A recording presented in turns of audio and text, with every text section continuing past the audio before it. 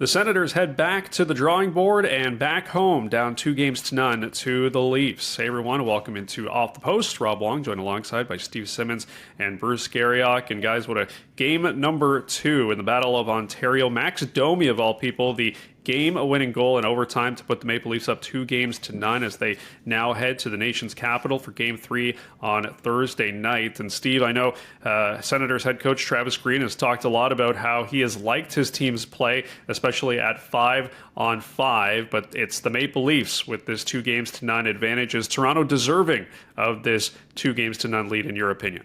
Absolutely, they're deserving. And I love when a coach breaks down a game after it's over. We really liked our 5-on-5 play. Well, third period, they're down a goal. They don't have a shot on goal in the first 14 minutes and 59 seconds. Not a shot. And the one shot they do get, which actually scores, is a deflection and a sort of a confusing kind of thing. So they're being outshot 7-0 in a game that they must win. So I don't know. If I'm a coach, I'm not real happy, and he's probably not real happy behind closed doors. But so far, the Ottawa Senators have scored 2 goals in both games. It's not enough. It's not enough to win in the playoffs against a team that will score as many goals on most nights as the Maple Leafs will. And so right now, yeah, Ottawa's played fine. Have they played well enough to win? No, they haven't played well enough to win. They haven't been good enough to win. And their great players have to be better than they've been. Well, and Steve, to pick up on that, one of the things you can have in the playoffs is moral victories. And whether they like it or not, this Battle of Ontario is on the verge of becoming a rout. Fans here wanted the Battle of Ontario because they thought that they had a chance to beat the Toronto Maple Leafs.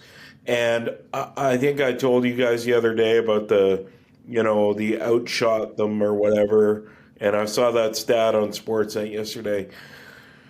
That doesn't matter. Final score was 3-2. They look terrible on the winning goal, as you said, for a team trying to battle. But they I thought after that first period, I thought, oh my God, Ottawa's done. Like, this series is going to be over in 3. The Leafs were skating above the ice. And Ottawa settled down, battled back, but they lost. And really, nothing else matters at this point. Well, they had a real good second period. I will say that. They had a real good second period. I think they were the better team in the second period. What they haven't found yet is a way to get to Anthony Stolarz, whether that's physically or any other way. He's been the best goalie in the series, and usually the team with the best goalie tends to win the series. And so far, he's been that guy, and he's been real solid, and you had to really, push something by him or deflect something, or they're trying to get in his face and all that kind of stuff, and it hasn't really worked rather well. But going into the series, one of the advantages I thought the Senators had was offense from the defense. And you've got Sanderson, and you've got Chabot, and you got guys with a lot of points. So who's got 2 goals in 2 games? Morgan Riley, who's had kind of a dry season, to be perfectly honest. First 60 games were probably the worst 60 games he's ever played. And he's got 2 goals in 2 games. And, as they say on Jeopardy back in the day, Sanderson and Chabot, just waiting. Yeah, absolutely. It's been a difficult series so far offensively for the Senators, Bruce. So if you look at the adjustments that they may or may not make, defensively, I don't think they're playing too bad. I mean, the penalty kill has obviously been a big issue right now, but Travis Green, the players, trying to put on a brave face here, talking about going home, playing in front of their fans. But what kind of adjustments or potential lineup changes could they make heading into game number 3? Well, I'm not sure how much they can do lineup-wise to kind of change things around. I mean, I guess on defense, if they thought they weren't getting what they wanted from the third pairing of Clement and Matt and Paolo, they could put a veteran like Travis Hamonic in, but I don't really see that happening. I don't want to say that there's panic in the streets here in Ottawa, because the captain said and the coach said there is no panic in the dressing room, but I just saw a guy run by my house in a Senators jersey screaming. One thing that's going to happen here tomorrow night it's going to be rushes. I mean, people have been waiting since 2017 for a playoff game here. But I think that, and they've been very good on home ice. But then I look at it, and here's what has to happen. They got to play with discipline, better discipline, and they got to get saves from the goaltender. And I'm not saying it's Linus Ullmark's fault, but he's been outplayed by the guy at the other end. Sorry, Steve. I want to go back to the winning goal because if you had written down that Simon Benoit would rush the puck up ice and pass it to Max Domi, who basically can't score on empty net breakaways, and they're gonna combine on a 2-on-4, Bruce, to score the winning goal in overtime. Explain that to me, because I think we could watch hockey for the rest of our lives and never see another Domi from Benoit goal. Well, let's start with the turnover by Drake Batherson. As you say, to Benoit.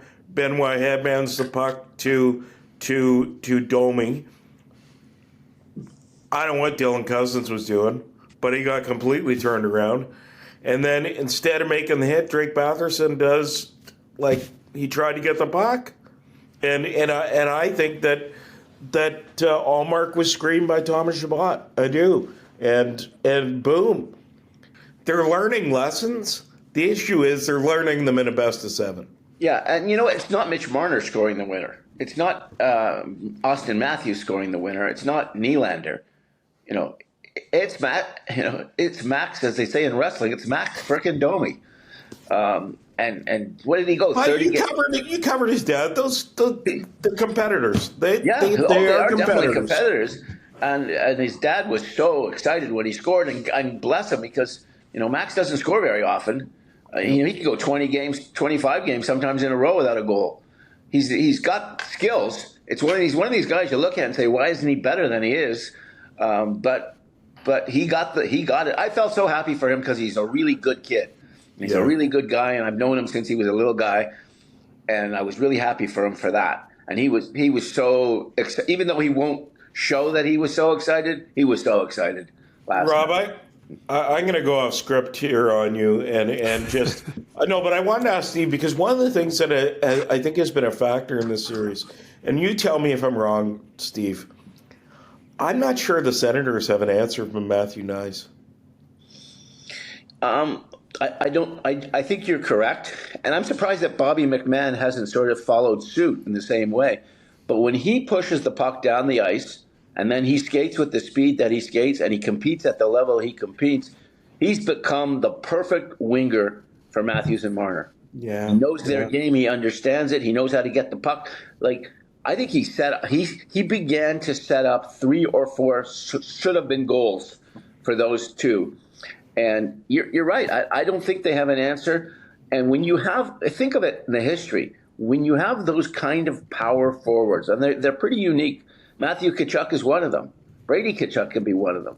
Yes, for sure. 100%. When you have that kind of guy, he can impact the game significantly. And Matthew Knies has become that. And you're right. They have shown one thing. I said this to sitting beside Terry Koshin, our beat guy on the Leaf beat yesterday. The Senators can't control the back of their net. The Leafs own the back of the net. They're owning the cycle game. What does the cycle game do? It runs clock. So on every shift, they're putting the puck in behind the net. And Ottawa doesn't seem to be able to win those puck battles one-on-one behind their net. And Knies is probably the best of the Leafs, other than maybe Matthews, at doing that. Yeah, he has definitely been a big player in this series so far through 2 games. Lastly, we look at who else might be the story of this series so far, and I know Bruce already brought it up in Anthony Stolarz. So, Steve, when you look at who might be at the top of the marquee through 2 games, who are you looking at? Well, it's Stolarz for number 1. Early in game 2, I counted, I think, 4 what I called potential scoring chances for the Ottawa Senators. And they made good shots on most of them. And Stolarz did not look in any way like he was susceptible. He made every stop. He controlled the rebounds. He did all the things you're supposed to do. And again, he's allowed 4 goals in the 2 games. And, one of them came after, they were up a bunch. And he's now 10-0 in his last 10 starts. His goals against average in that time is under 2. He's on it right now. And, for a guy who's kicked around for a decade, couldn't make it in Philly, couldn't make it in Edmonton, couldn't make it in Anaheim, back up in Florida. For a guy who's been kicking around and has never started anything in his life, this is the time of his life for him. And I think he's riding this wave right now like I may never get a shot like this again. Yeah, and I think, Ottawa's got to find a way to get to them. They've talked about making life too simple for him. And I don't think the Senators are down 2-0 because of Linus Ullmark. But he's lost 5 straight playoff games. And, and they are getting out goaltended. And I thought that Ullmark was much better last night than he was in game 1. But he at this juncture, here's what I'm thinking if I'm in the Ottawa room. And I remember, probably been around too long, Steve, but I don't know if you remember, there was a overtime game in Ottawa, and Ottawa ended up losing in 4. 0-0. Sundin scores a goal from the point. It may have gone off a skate. I'm talking 2000, 2001. Ottawa lost that series in 4, and they kept saying after their 2 games at home, well, if we play like that a lot of nights, we're going to win. I think that was kind of the mentality coming out of Toronto after the first 2 games. The issue is no more victories in the playoffs. Well, here's my sort of anti that point of view, and it's the 3rd period last night. And you can't tell me that you are a team that can beat the team you're playing when you cannot generate a shot on goal, not a single shot, for 14 minutes and 59 seconds. In a period where you're down a goal, where you need the game, where everything's on the line. The Leafs completely sucked the energy out of the building at that point and out of the game, I thought. And they handled the 3rd period beautifully before the goal was scored. And then, of course, win it in overtime. But that's the kind of game that if Ottawa scores at that point after doing nothing for an entire period, then the Senators should score in overtime and win. And it didn't happen. And I just think that if that's the best you can come up with in the 3rd period, your season kind of on the line, don't tell me that the Leafs don't deserve to win. That's horse bleep.